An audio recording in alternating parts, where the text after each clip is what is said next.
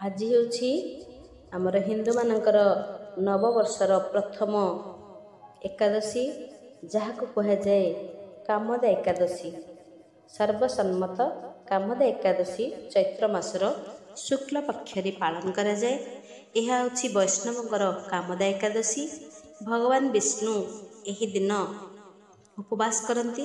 ବିଶ୍ୱାସ କରାଯାଏ ଯେ କାମଦା ଏକାଦଶୀକୁ ପାଳନ କରିକି ଜଣେ ସମସ୍ତ ଅସୁବିଧାରୁ ମୁକ୍ତି ପାଇପାରିବ।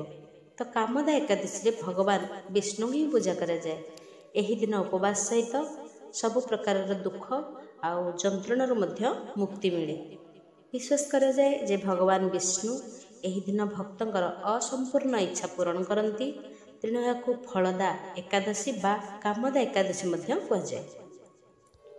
ଯଦି ଆପଣଙ୍କର ସ୍ୱାମୀ କିମ୍ବା ପିଲା ଖରାପ ଅଭ୍ୟାସର ଶିକାର ହୁଅନ୍ତି, ତେବେ ଆପଣ କାମଦା ଏକାଦଶୀର ଉପବାସ ନିଶ୍ଚିତ ଭାବରେ ପାଳନ କରିପାରିବେ ଏବଂ ଫଳ ମଧ୍ୟ ପାଇପାରିବେ। ତେବେ କାମଦା ଏକାଦଶୀର ଉପବାସର ବିଧି କ'ଣ? ନା, ଏକାଦଶୀକୁ ଉପବାସ ଦ୍ୱାରା ପାଳନ କରିବା। ପ୍ରାତଃ ସ୍ନାନ ପରେ ଶ୍ୱେତ ବସ୍ତ୍ର ପରିଧାନ କରିବା, ବିଷ୍ଣୁଦେବଙ୍କୁ ପୂଜାର୍ଚ୍ଚନା କରିବା, ବିଷ୍ଣୁଦେବଙ୍କୁ ହଳଦିଆ ପୁଷ୍ପ, ଆମ୍ବ କିମ୍ବା ତରଭୁଜ, ତେଲ, କ୍ଷୀର ଏବଂ ପେଡ଼ା ମଧ୍ୟ ଅର୍ପଣ କରିବା। ଓମ୍ ନମୋ ଭଗବତେ ବାସୁଦେବାୟ ମନ୍ତ୍ରକୁ ଜପ କରିବା, ବ୍ରାହ୍ମଣକୁ ଖାଦ୍ୟ ଅର୍ପଣ କରିବା, ଦିବସ ସାରା ଅଖଣ୍ଡ ଦୀପାବଳି ପ୍ରଜ୍ୱଳନ କରିବା, ମନକୁ ଏବଂ ପରିବେଶକୁ ସାତ୍ତ୍ୱିକ ଭାବାପନ୍ନ କରିବା। ତେବେ ଏହି କାମଦା ଏକାଦଶୀର ମାହାତ୍ମ୍ୟ କ'ଣ?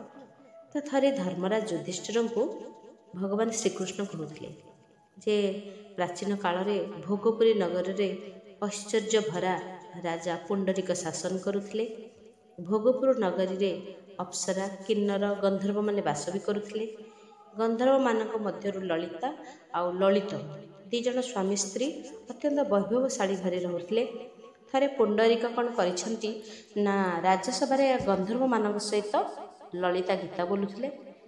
ଲଳିତ ମଧ୍ୟ ଗୀତ ଗାଉଥିବା ବେଳେ ପତ୍ନୀ ଲଳିତାଙ୍କୁ ଧ୍ୟାନ କରି ଗୀତର ଲୟକୁ ଭାଙ୍ଗିଦେଲେ। ତ କାର୍କୋଟ ନାମକ ନାଗ, କେତେ କୁହାଯାଏ କର୍କୋଟକ, ତ ସେହି ନାଗ ଗୀତର ଲୟର ଏପଟ ସେପଟ ହେବାର କାରଣ ଜାଣିପାରିଲେ। ସେ ରାଜାଙ୍କୁ ସୂଚେଇ ଦେଲେ। ରାଜା ପୁଣ୍ଡରୀକ କ୍ରୋଧିତ ହୋଇଗଲେ। ସେ ଲଳିତଙ୍କୁ କହିଲେ, ମୋ ସମ୍ମୁଖରେ ଗୀତ ବୋଲୁଥିବା ବେଳେ ପତ୍ନୀଙ୍କୁ ସ୍ମରଣ କରୁଛ? ତୁମେ ରାକ୍ଷସ ହୋଇଯାଅ, ତୁମେ ତୁମର କର୍ମଫଳ ଅବଶ୍ୟ ଭୋଗ କରିବ। ପୁଣ୍ଡରୀକ ଅଭିଶାପରେ ଲଳିତ ରାକ୍ଷସ ହୋଇକି ଦୁଃଖ ଭୋଗିବାକୁ ଲାଗିଲେ। ଯେତେବେଳେ ପତ୍ନୀ ଲଳିତାଙ୍କୁ ଜଣାପଡ଼ିଗଲା ତାଙ୍କ ସ୍ୱାମୀ ରାକ୍ଷସ ହୋଇ ବଣ ଜଙ୍ଗଲରେ ବୁଲୁଛନ୍ତି, ସେ ଦୁଃଖୀ ହୋଇଗଲେ। ସ୍ୱାମୀକି କିପରି ଉଦ୍ଧାର କରିବେ ସେଥିଲାଗି ଚିନ୍ତା ବି କରୁଥିଲେ। ସ୍ୱାମୀକୁ ଉଦ୍ଧାର କରିବା ଲାଗି ଲଳିତା ସ୍ୱାମୀଙ୍କର ପଛେ ପଛେ ଯାଇ ବିନ୍ଧ୍ୟାଚଳ ପର୍ବତରେ ପହଞ୍ଚିଗଲେ। ସେଠାରେ ଶୃଙ୍ଗୀ ଋଷିଙ୍କର ଆଶ୍ରମକୁ ଯାଇ ଋଷିଙ୍କୁ ଭେଟି ଲଳିତା ନିଜର ଦୁଃଖ ବି ବଖାଡ଼ିଲେ। ଶୃଙ୍ଗୀ ଋଷି ସମସ୍ତ କଥାକୁ ଶୁଣିଲେ। କହିଲେ, ଗନ୍ଧର୍ବ କନ୍ୟା, ଏବେ ଚୈତ୍ର ଶୁକ୍ଳ ମାସ ଏକାଦଶୀ ଆସୁଛି, ତାହାକୁ ଆମେ କାମଦା ଏକାଦଶୀ ବା ଫଳଦା ଏକାଦଶୀ ବୋଲି କହୁ। ଏହି ଏକାଦଶୀ ବ୍ରତ କଲେ ସମସ୍ତ କାର୍ଯ୍ୟ ମଧ୍ୟ ସିଦ୍ଧି ହେବ, ତୁମର ଅଭିଶାପ ମଧ୍ୟ ଆଶୀର୍ବାଦରେ ପରିଣତ ହୋଇଯିବ। ଏଦ୍ୱାରା ତୁମ ପୁଣ୍ୟରୁ ତୁମ ସ୍ୱାମୀ ଶୀଘ୍ର ମୁକ୍ତି ବି ହୋଇପାରିବେ। ତ ଲଳିତା କ'ଣ କଲେ ନା, ବିଧିବଦ୍ଧ ଭାବରେ ଏକାଦଶୀ ବ୍ରତକୁ ପାଳନ କଲେ। ସ୍ୱାମୀ ରାକ୍ଷସ ମୁକ୍ତ ହୋଇ ସାଧାରଣ ପୁରୁଷ ରୂପ ହୋଇକି ପୁଣି ଫେରିଆସିଲେ। ଏହି ବ୍ରତ କରିବା ଦ୍ୱାରା ସେମାନେ ସ୍ୱର୍ଗଲୋକ ପ୍ରାପ୍ତି ହୋଇଥିଲେ। ତ ଏକାଦଶୀ ମହାତ୍ମ୍ୟରେ ଏହିପରି ବର୍ଣ୍ଣନା ହୋଇଛନ୍ତି। ତେବେ ଯୁଧିଷ୍ଠିର ଉବାଚ, ପୁଛନ୍ତି ପଣ୍ଡୁକୁଳମଣି, କହନ୍ତୁ ପ୍ରଭୁ ଚକ୍ରପାଣି, ଚୈତ୍ରର ଶୁକ୍ଳ ଏକାଦଶୀ କି ନାମ ହୋଇବ ବିଶେଷୀ। ଶ୍ରୀକୃଷ୍ଣ ଉବାଚ, କହନ୍ତି କୃଷ୍ଣ ପଣ୍ଡୁସୁତ, ଶୁଣ ଏ ପୁରାଣ ବୃତ୍ତାନ୍ତ। ଦିଲୀପ ରାଜା ପଚାରନ୍ତେ, ବିଶିଷ୍ଟ କହିଣ ଯେ ମନ୍ତେ। ଦିଲୀପ ଉବାଚ, ଦିଲୀପ ପଚାରନ୍ତେ ମୁନେ, କୁହନ୍ତୁ ଅନୁଗ୍ରହ ମନେ। ଚୈତ୍ରର ଶୁକ୍ଳ ଏକାଦଶୀ କି ବିଧି କେଉଁ ନାମେ ଭାସି ବଶିଷ୍ଠ ଉବାଚ। ଅଛ ଯେ ଉତ୍ତମ ବିଚାରୀ ବଶିଷ୍ଠ ସୁପ୍ରଶଂସା କରି ବୋଲନ୍ତି ତୁମ୍ଭ ଆଗେ କହି ଯାହାର ଯେବା ବିଧି ହୋଇ। ଚୈତ୍ରର ଶୁକ୍ଳ ଏକାଦଶୀ ନାମରେ କାମଦା ପ୍ରକାଶୀ ଏକାଦଶୀ ପୁଣ୍ୟ ଫଳ ପାପ କାଷ୍ଠକୁ ଦାବାନଳ। ଶୁଣ ରାଜନ ଏହା ପ୍ରଥା ପାପାଗ୍ନି ପୁଣ୍ୟ ଦାୟୀ କଥା। ପୂର୍ବେ ହେ ରମ୍ୟ ନାଗପୁରେ ହେବ ନିର୍ମିତ ହର୍ମ୍ୟ ବରେ। ଥିଲେ ଯେ ବସି ପୁଣ୍ଡରିକ ପ୍ରମୁଖ ନାଗ କଦମ୍ବକ। ମତେ ଉତ୍କଟ ଯେଉଁମାନେ ଚାହାନ୍ତି ବିକଟ ବଦନେ। ସେ ପୁରେ ରାଜ୍ୟ କଲା ଏକ ନାଗ ନାମରେ ପୁଣ୍ଡରିକ। ଗନ୍ଧର୍ବ କିନ୍ନର ସେବିତ ହେଲା ସେ ଅପସରାଯୁତ। ତହିଁ ଏକ ହିଁ ଅପସରା ନାମେ ଲଳିତା ରୂପ ତୋରା।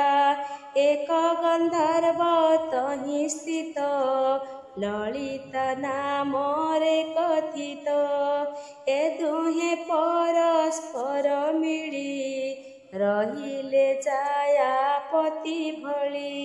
ଧନ ରତନ ପୂର୍ଣ୍ଣପୁରେ ରହିଲେ ଦମ୍ପତି ସୁଖରେ। ଲଳିତା ହୃଦୟ ଲଳିତ ଲଳିତା ଲଳିତ ହୃଦଗତ। ଏ ରୂପେ ଦୁହେଁ ପରସ୍ପରେ ବନ୍ଧା ହୋଇଲେ ପ୍ରେମ ଡୋରେ। ଏକଇ ଦିନ ପୁଣ୍ଡରିକ ସଭାରେ ଆଚରେ କୌକ। ଗନ୍ଧର୍ବ ବୃନ୍ଦ ଘେନି ସଙ୍ଗେ ପ୍ରବର୍ତ୍ତେ ଗାନ୍ଧର୍ବୀଙ୍କ ସଙ୍ଗେ। ଲଳିତ ଲଳିତାକୁ ସାରି ପଦ ପଡ଼ିଲା ବନ୍ଧ ହୁଡ଼ି। ସ୍ଖଳିତ ହୋଇଲା ରସନ ଆରୋହୀ ଅବରୋହ ଘେର୍ଣ୍ଣ। ଲଳିତା ବିରହେ ତାପିତ ଲଳିତା ହୋଇଲା ନିୟୁତ। ଯେଣୁ ଏ ପଦ୍ମ ଚ୍ୟୁତ ଜାଣି ଯେଣୁ ଏ ପଦ ଚ୍ୟୁତ ଜାଣି କର୍କଟ ପୁଣ୍ଡରିକ ଭଣି। ପାଇ କର୍କଟ ବାକ୍ୟ ତପ କଲାକ ପୁଣ୍ଡରିକ କୋପ। କୋପେ ଶୋଣିତ ହେଲା ନେତ ଓଷ୍ଠ ସମେତ କମ୍ପେ ଗାତ୍ର। ଲଳିତେ ପୁଣ୍ଡରିକ ଶାପ ହୁଅତୁ ପିଶାଚ ସ୍ୱରୂପ। ପୁରୁଷ ଅନନ୍ତ ହୋଇବୁ କପ୍ର ବିରୁଧିର ଖାଉଥିବୁ। ପତ୍ନୀ ବିଚ୍ଛେଦୁ ଦୁଃଖ ପାଇ ବୁଲିବୁ ବନ ଭୂମି ଯାଇ।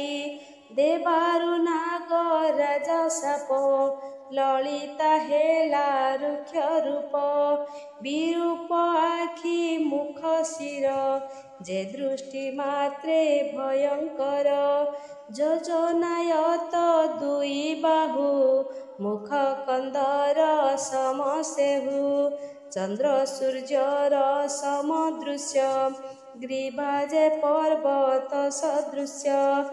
କୃପ ଅଧିକ ନାସାରନ୍ଧ୍ର ଅଧର ଜାଣି ଯୋଜନାର୍ଦ୍ଧ।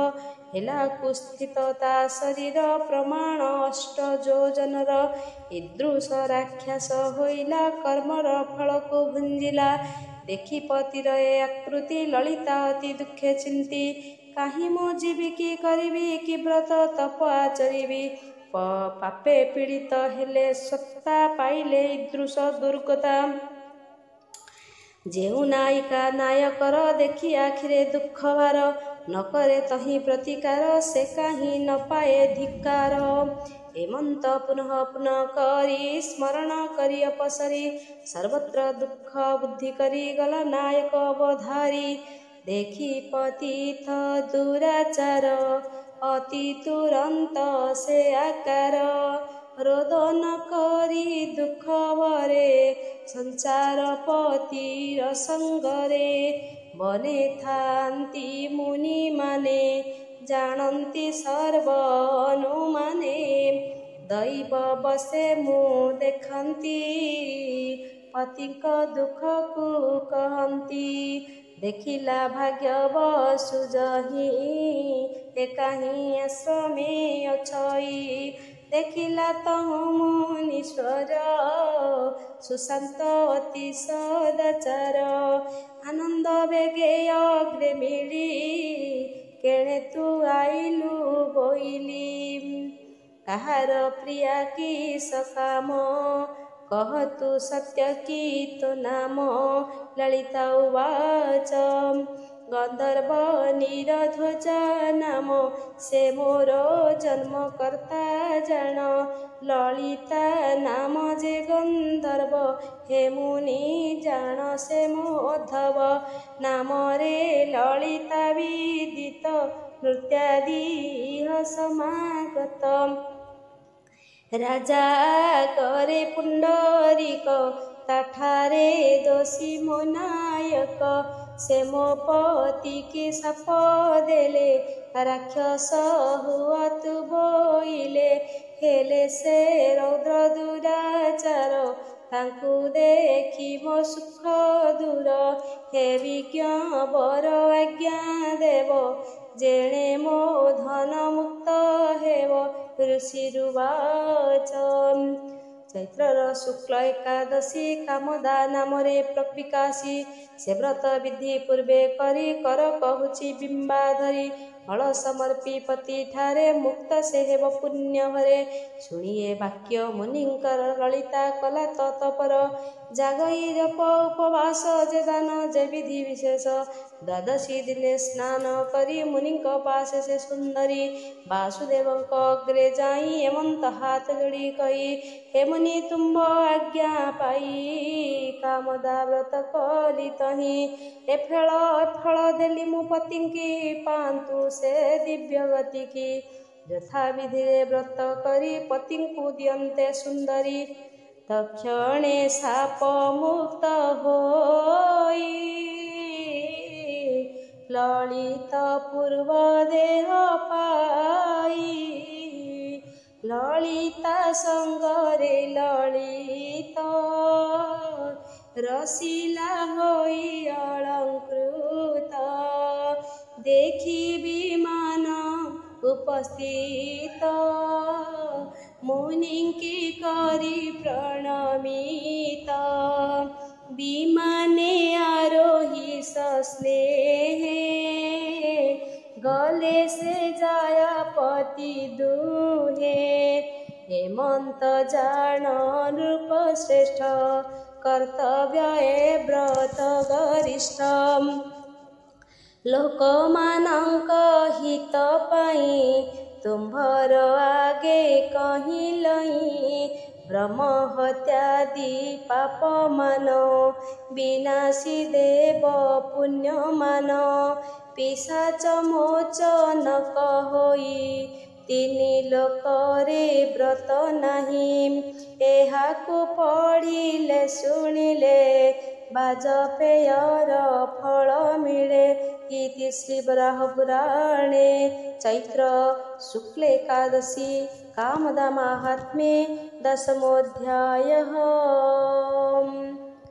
ତ ଏହି ମାହାତ୍ମ୍ୟ ଯାହାକି ଆମ ପାଇଁ ଆଚରଣ କରିବା ଏବଂ ଉଚ୍ଚାରଣ ପୂର୍ବକ ତାକୁ ପାଳନ କରିବା ତେବେ ନିଶ୍ଚିତ ଭାବରେ ବିଭୁ କୃପା ଲାଭ କରିବା। ଜୟ ଜଗନ୍ନାଥ।